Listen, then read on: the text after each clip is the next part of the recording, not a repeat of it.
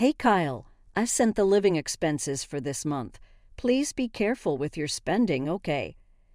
At the end of every month, I called Kyle to confirm the transfer. I thought he might find frequent calls annoying, but I still wanted to hear his cheerful voice at least once a month. Thanks for the $15, Mom. I've been living on ramen noodles every day. Wait, what? I've been sending you $1,500 each month. What? We were both confused.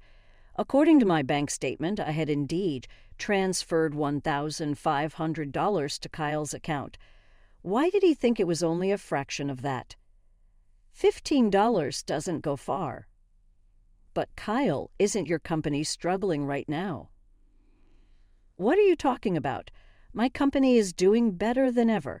I was even thinking about increasing your allowance. Kyle let out a surprised "Ha." Who told Kyle my company was in trouble? I pressed him for answers, feeling my temper rise. Kyle, I'll handle this. Don't worry. I hung up, determined to get to the bottom of this. I was going to Kyle's place and then we'd go to the police. I had a suspect in mind, and I wouldn't let him get away with it. I'm Monica, a 49-year-old single mother. I divorced my husband while pregnant and have raised Kyle on my own ever since. Thanks to our family business, I managed to work and study hard, ensuring a stable life for us. Kyle never suffered because he had just one parent. Kyle has always been serious, though a bit absent-minded. His grades were always top-notch. When my father fell ill during Kyle's elementary school years, it inspired him to become a doctor. He worked hard and got into a prestigious medical school at the top of his class. I planned to cover his university expenses, but Kyle earned a tuition waiver, which was a huge relief. I'm so proud of his hard work and achievements. The university was a 2-hour train ride from home, so I used the money saved from tuition for him to live near the university. We found a student dormitory where he could stay. It was a bit sad not being able to see his room due to the dorm's rules, but I understood it was part of his journey to independence. For the first few days, Kyle contacted me regularly. After a week, his messages became less frequent, and after a month, I hardly heard from him. I assumed he was busy adjusting to university life and didn't have much time to call. I decided to wait and see, believing no news is good news. A week before the summer break, Kyle finally called. He was excited about his classes, his part-time job, and mentioned he planned to come home for the holidays. Hearing his lively voice was a relief. Kyle asked if he could bring a friend from the dorm who had nowhere to go for the holidays. Considering Kyle's usual shyness, inviting a friend meant they had really hit it off. I agreed without hesitation. Hello. When I saw the friend Kyle brought home for the holiday, I was speechless.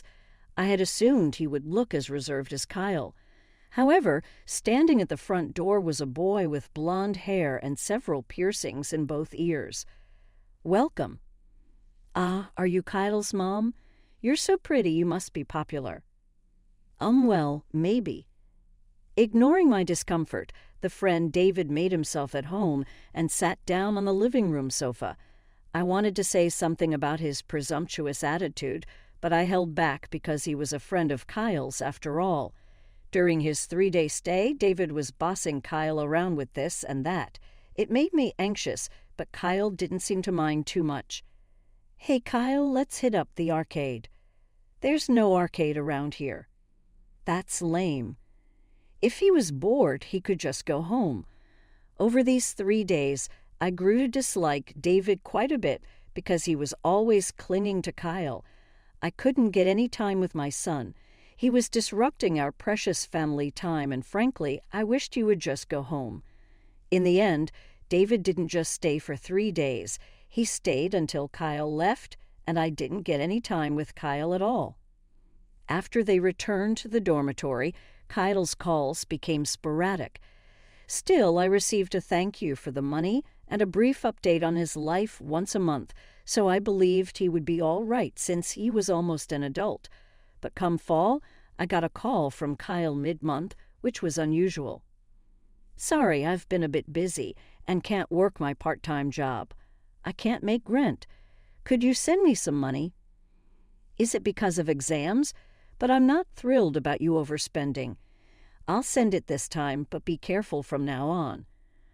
When I said that, Kyle replied with a dispirited, "I'm really sorry." It was unlike Kyle to run into money trouble, so I had a feeling David might be involved. "Hey, is there something you're struggling with right now?" "I'm fine. Thanks for everything. Don't overdo it, all right." Got it. Kyle's lack of energy in his voice concerned me, but I thought he must be feeling down because it was the first time he had money problems. Then, at the end of the next month, I called Kyle. "Hello, Kyle. I've put this month's living expenses into your account. Don't waste it, okay?" I always called him at the end of the month to confirm the transfer. I figured calling a young man too often might be annoying, but I still wanted to hear his cheerful voice at least once a month. "Thanks for the $15 each month. I'm eating ramen noodle every day." "What?" "I've been transferring $1,500 every month." "Huh." We both were puzzled by what the other had said.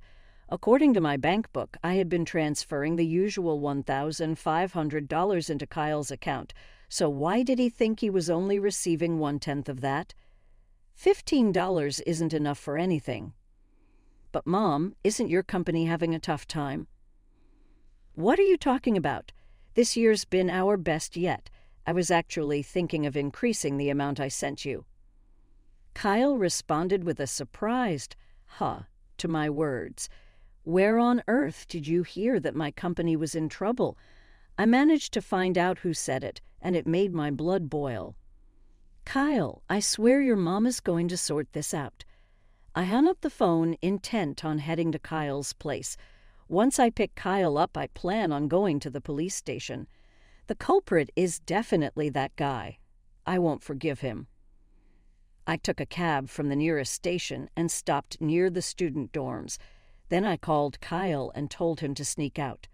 "Make sure no one sees you, okay?" "Why?" "Just do it."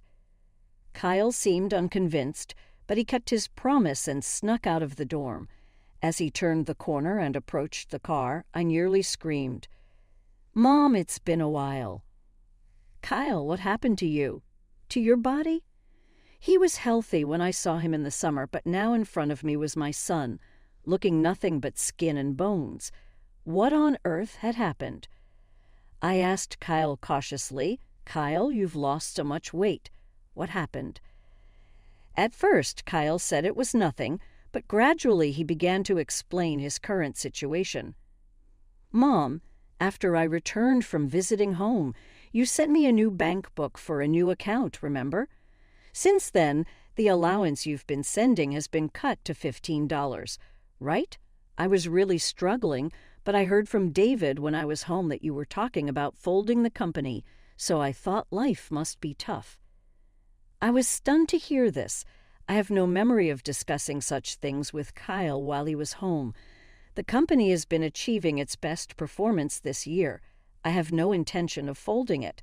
There was something else in Kyle's story that bothered me. "Hey, what new account are you talking about?" "Huh." That's right.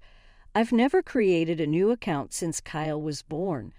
Moreover, I've been depositing $1,500 into the same account every month. A horrible feeling came over me.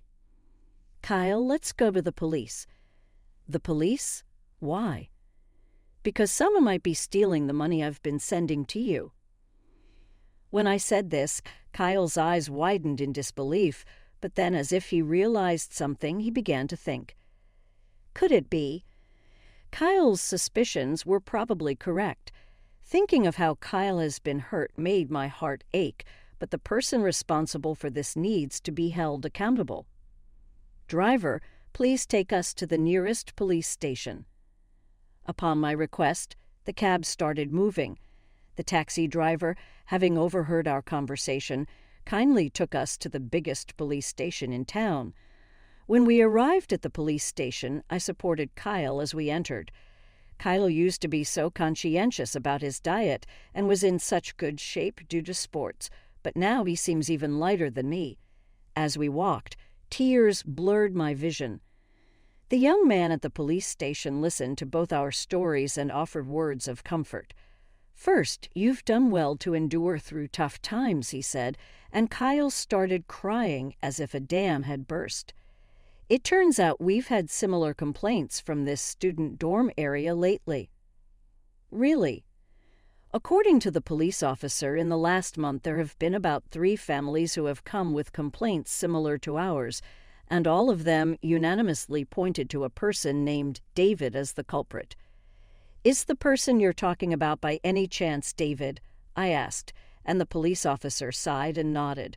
Kyle was looking down beside me. He probably suspected it, but really hoped it wasn't true. I put my hand on Kyle's back and looked at the police officer. "Is there an ongoing investigation?"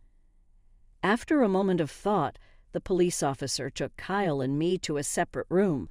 He asked us to file a complaint. Of course, I agreed and immediately filled out the complaint form.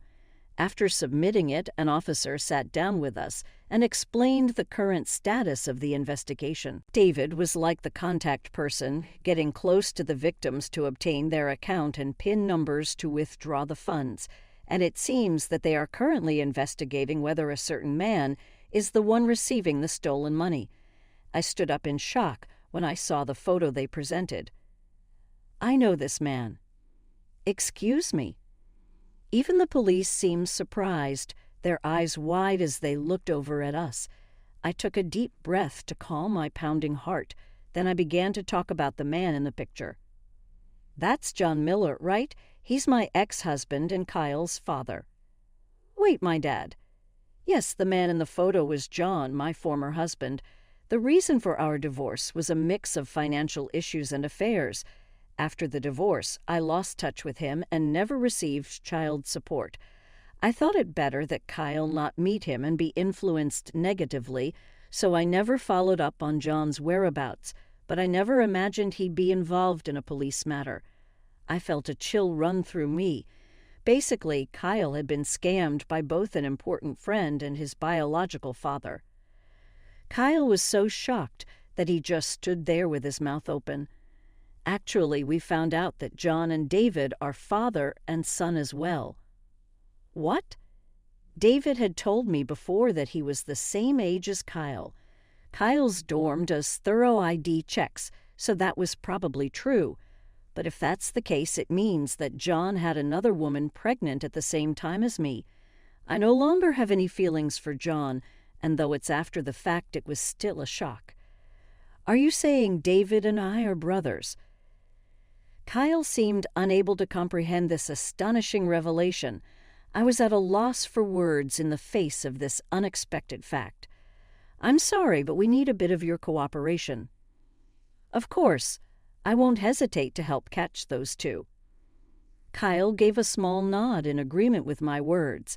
Following the police's instructions, we decided to take the necessary actions. I sneakily returned Kyle to the dorm, and I stayed at a nearby hotel. The next day, I waited for the right moment when David was around and called. "Hey, is Kyle doing all right?" Claiming that Kyle was busy washing dishes, I deliberately put the call on speakerphone. From this action, I gathered that David must be nearby. "I've come into a bit of unexpected money, so I'll transfer it to your account. Make sure you use it wisely." "Got it, thanks," Kyle said and hung up the phone. I stopped the voice recorder I had on hand, then I transferred $10,000 to an account under Kyle's name. The next morning, Kyle checked his online banking and sent the proof to the police. After stopping by a certain place, I went to the dorm with the police. I explained the situation to the dorm manager, who immediately took us to David's room. When I pressed the bell, annoying footsteps approached from inside. "Who is it?" Wait, what? David opened the door briskly and froze. He didn't understand why Kyle's mother and the police were standing together in a place where outsiders were not allowed. David seemed genuinely clueless. I put on a smile for the confused David. "Long time no see, David. I'm Kyle's mom." "What do you want with me, Kyle's mom? And you brought the cops." David looked at Kyle beside me and guessed what we were there for. "We have a warrant and are going to conduct a search now." "I'm really sorry, I have to go out. Can we do this another time?" Without skipping a beat in response to the police officer's words, David tried to forcefully shut the door, but the police weren't about to let that happen. Two men managed to open David's apartment door and started their search. Soon after the search began, there were calls from all around. "Found something." Hearing this, David seemed to slump his shoulders in resignation. Leaving David behind, Kyle and I entered the room. On the table, there were several passbooks and cards, all laid out. Each one was for an account under a different name. Looking at them, my head started to hurt. The cops, with practiced hands, sorted them by name and began snapping photos. "How did this get out? Kyle, did you rat me out? I thought you were my best friend. You must have been laughing at me on the inside while I was going through tough times." "It's not what it looks like. There's an explanation for all this." David tried to come up with all sorts of excuses to escape blame, but Kyle didn't react at all. Agitated by Kyle's attitude, David looked as if he was about to grab him at any moment. That's when I opened my mouth. "Swindling money from your own half-brother. That's just the lowest of the low." "Half-brother? Who's related to whom?" "You and Kyle are half-brothers," I said. Frozen by my words, David stood still. Given that he had limited his targets to students, it seemed certain that he had shared the preliminary investigation information with John. Because of my family's unique business, when John did some digging on Kyle, he would have quickly realized that he's my son. "No way." "It's true. John Miller is my ex-husband and Kyle's biological father. It seems he was having an affair at the same time, though, and that's when you were born." As I said this, David sat down in shock. From the police investigation, I knew that David had a sickly sister. After divorcing me, John immediately married his then-mistress. However, it seems the mistress did not want a boy, so David was neglected and raised haphazardly.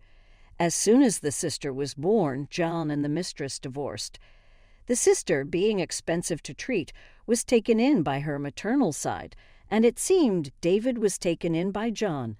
They met his siblings from time to time, and during those meetings, David had been giving money to his mother for medical expenses.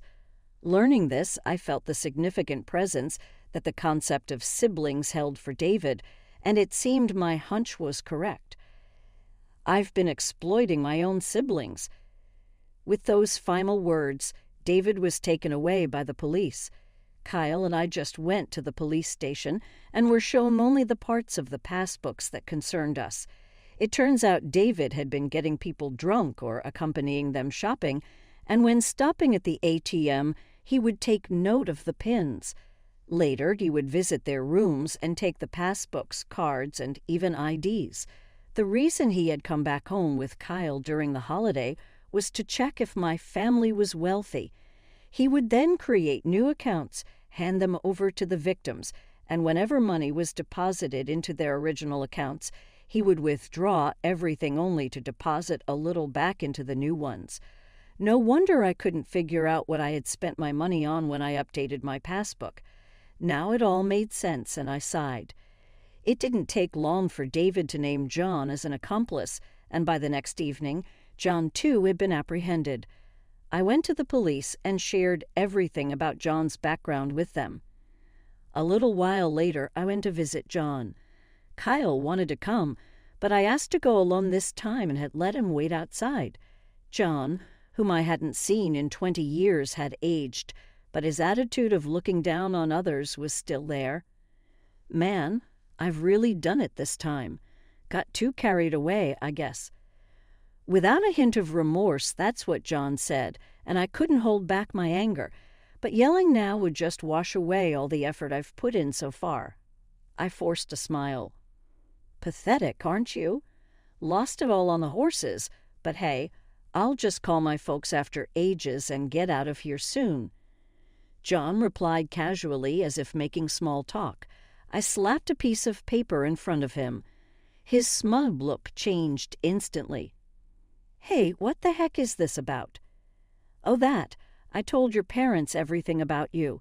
His parents, decent folks, kept in touch with me even after our divorce. "They told me to bring this when I said I was going to see you today." "What are you talking about? This is a disavowment letter." John lunged at me from behind the glass. I calmly replied, "You wouldn't understand their hardships, would you? They've been putting off seeing their own grandson, Kyle, because of your mess. You should have let me see him. Don't you dare say that after all you're running away." Raising my voice, a cop in the room told me to calm down. I took a deep breath to settle down.